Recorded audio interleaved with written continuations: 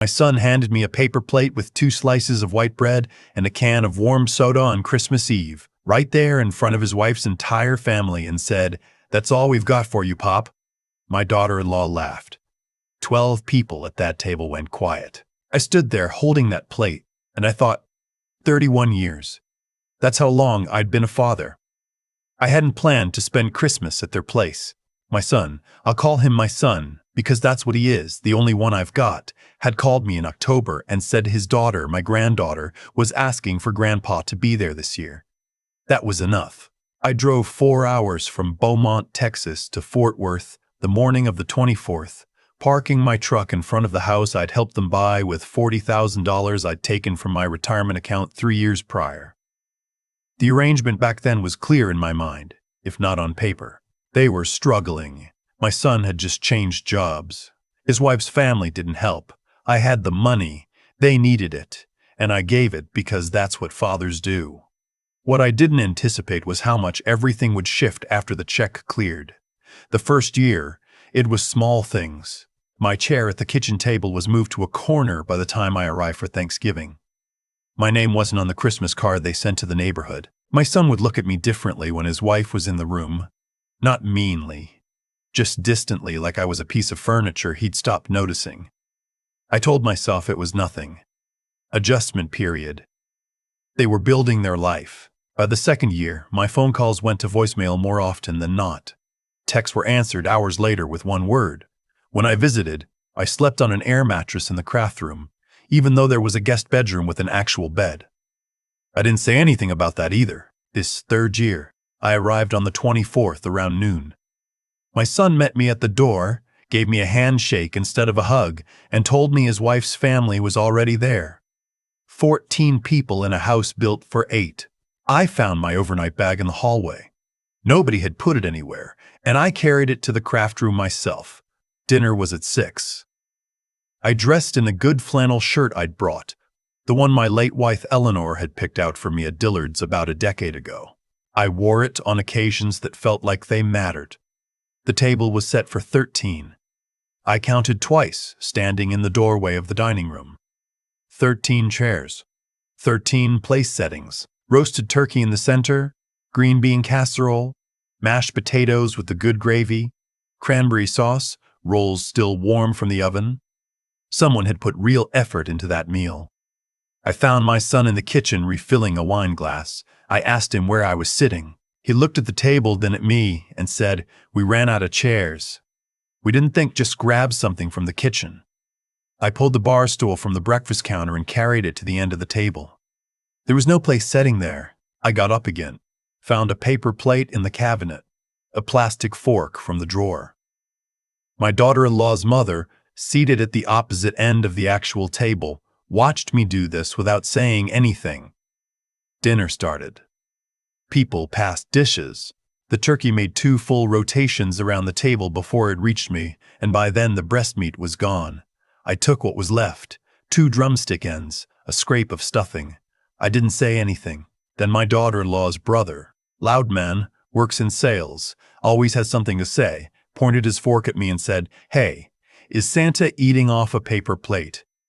He laughed at his own joke, and my daughter-in-law, from her seat at the head of the table with a full wine glass in her hand, said, "Be nice. He's just happy to be included. Just happy to be included." My son looked down at his plate. I set my plastic fork on the paper plate, folded my hands in my lap, and looked at the turkey carcass in the center of the table. 31 years of being someone's father, and this was the room I was in. I excused myself before dessert. I told them I wasn't feeling well, which was true in ways they didn't deserve to understand. I went to the craft room, sat on the edge of the air mattress, and did not cry. I was past crying. What I felt was something harder than that. A kind of clarity you only get when something finally becomes undeniable. I had given this family $40,000. I had driven 4 hours. I had slept on an air mattress and eaten off a paper plate. I had watched my son look at his shoes while his wife called me background furniture at her Christmas dinner. I took out my phone and opened my banking app. The numbers were right where I'd left them. I'd been careful with money my whole life, Spent 33 years as a civil engineer for the county, never took vacations we couldn't afford, never bought anything on credit that I couldn't pay off in 30 days. Eleanor and I had built that savings together before she passed. It wasn't a fortune, but it was mine, and it was real, and it was the thing I'd opened my hands and given to people who had put me on a bar stool. I stared at the ceiling for a long time. Then I got up, packed my overnight bag, and carried it out to my truck. I drove to a Holiday Inn 7 miles away. The front desk clerk was a young woman with a Santa hat slightly askew, and she didn't ask questions when I paid cash for 2 nights. My room had a real bed, a real pillow, and a lock that turned from the inside. I slept better than I had in years. Christmas morning, I woke at 7, made bad coffee from the room's maker, and sat at the small desk with a yellow legal pad I'd had in my truck since a county planning meeting back in October. I started writing. Not a letter. I wasn't ready for that. Just numbers. What I'd given, when I'd given it, what had changed since. The $40,000 wasn't the whole of it. There were smaller things I'd never tracked, appliance repairs I paid for during visits. The new water heater in 2023, one needed $800, because my son had called and said they didn't have it. Gas money I'd slipped into his coat pocket at Thanksgiving the year before. Birthday money for my granddaughter that I'd sent in cards, 3 years running, and never heard whether she'd received it. By mid-morning, I had a rough total. It was more than I'd held in my head. Then I called my friend Walter, retired himself, former city attorney, the kind of man who answers the phone on Christmas morning without complaint. I'd known him since our sons played Little League together in 1991. I need some advice, I said, and I need it straight. He gave me 90 minutes on that phone call. He explained things carefully, like he always did, and at the end he said, "You document everything you gave them. You write down the conversations. You write down what was said at dinner last night. Date, time, who was present. You do that today, while it's fresh." I did. I added to the legal pad, December 24th. Christmas Eve dinner. Paper plate. Just happy to be included. Son present, did not respond. 12 witnesses. I ordered room service for Christmas dinner.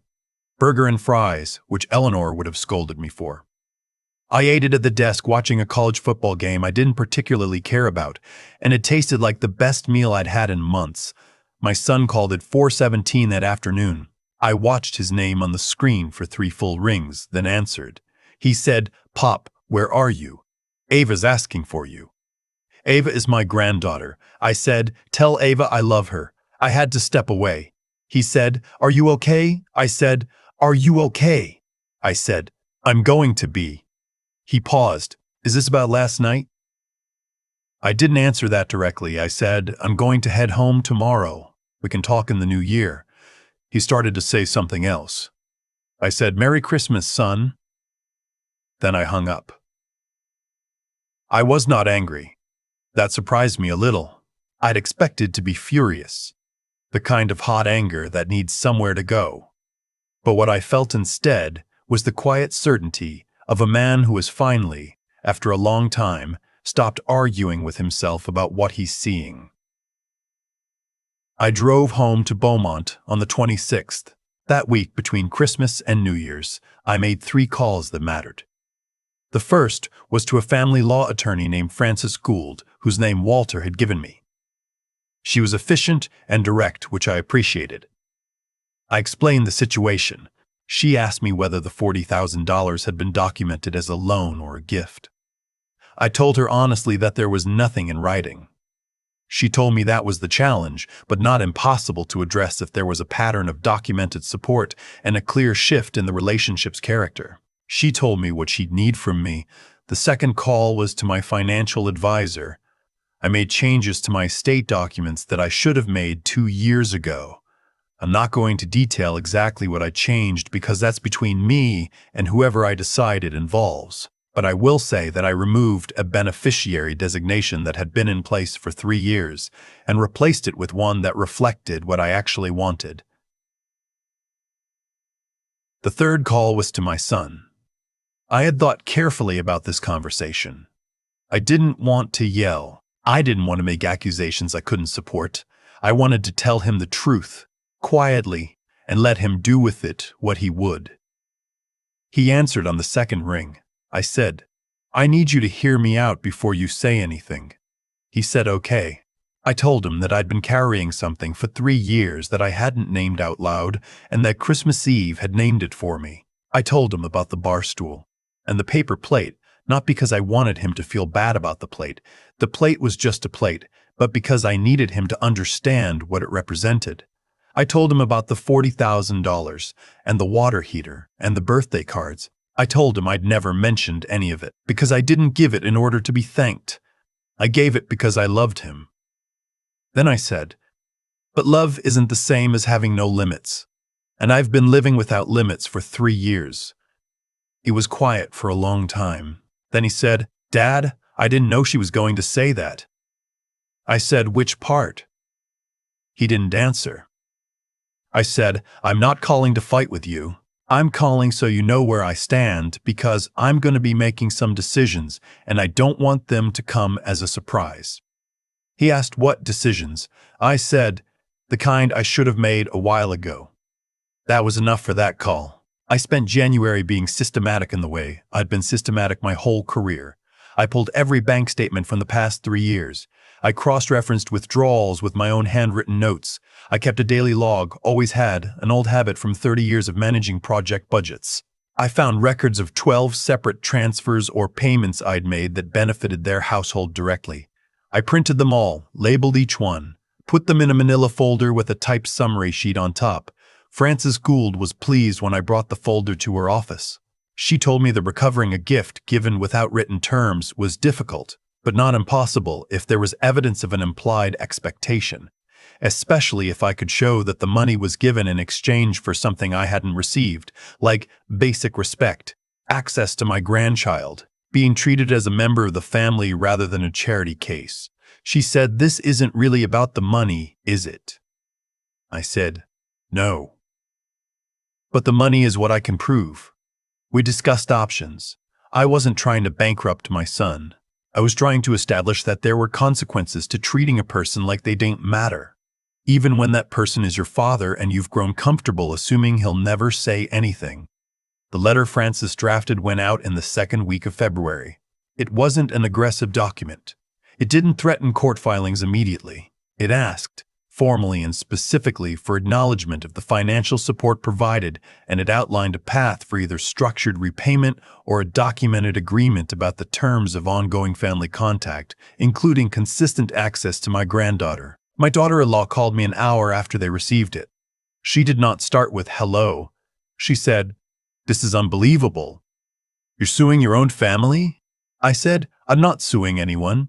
Read the letter." She said, "We're his family. Ava is your granddaughter. You're threatening to use her as some kind of bargaining chip?" I said, "I'm requesting regular contact with my granddaughter in writing." That's not a threat. That's a grandfather asking for something he should have been given without asking. She had more to say. I let her say it. She used the word manipulative. She used the phrase out of nowhere. She asked me how I could do this to my son. When she ran out, I said, "I sat on a bar stool on Christmas Eve, in the house I helped you buy, off a paper plate, while your brother made jokes about it and you said I was just happy to be included." I paused. "I'm not angry about it. I just want you to understand that I remember exactly what happened and I'd like things to be different going forward." She hung up. My son called 40 minutes later. His voice was different from the December call. Flatter, tired, like a man who'd been in a long argument before he picked up the phone. He said, "Dad, can we just talk? Without lawyers?" I said, "I'm willing to do that. But I want to be clear. Talking doesn't mean going back to the way things were. I'm not interested in the way things were." He said, "What do you want?"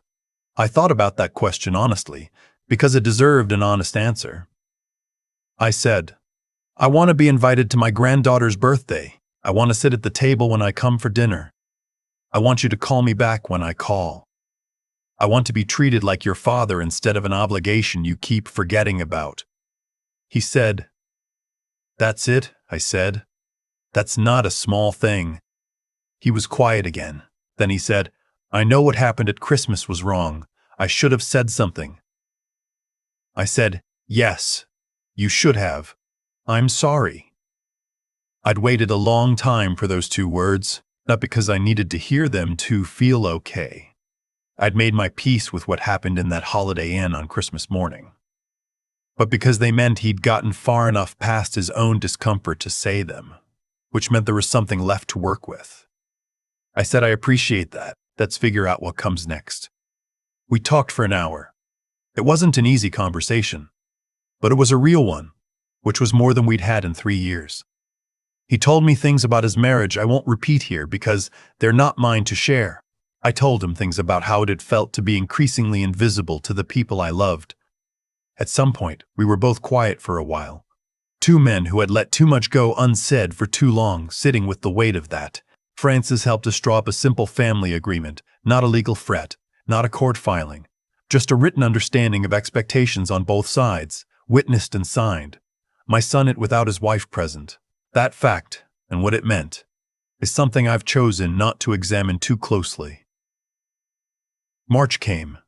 I drove to Fort Worth on a Saturday, not for Christmas, not for a holiday, just because my granddaughter had a school art show, and she had called me herself to ask if I'd come. She was 7 years old, and she'd painted a picture of a horse that she said looked like the horse I had on my property when her dad was a boy.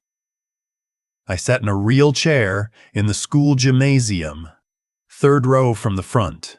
My granddaughter held my hand while I looked at her painting, and she explained it to me very seriously, the way 7-year-olds explain things when they want you to understand. I told her it was the finest horse I had ever seen painted. She beamed at me. On the drive home to Beaumont, I stopped at a diner outside Corsicana and ordered coffee and a slice of pecan pie. I sat at the counter and thought about Eleanor, the way I often do when something important happens, wondering what she'd say. She'd been the one who taught me that silence isn't the same as peace.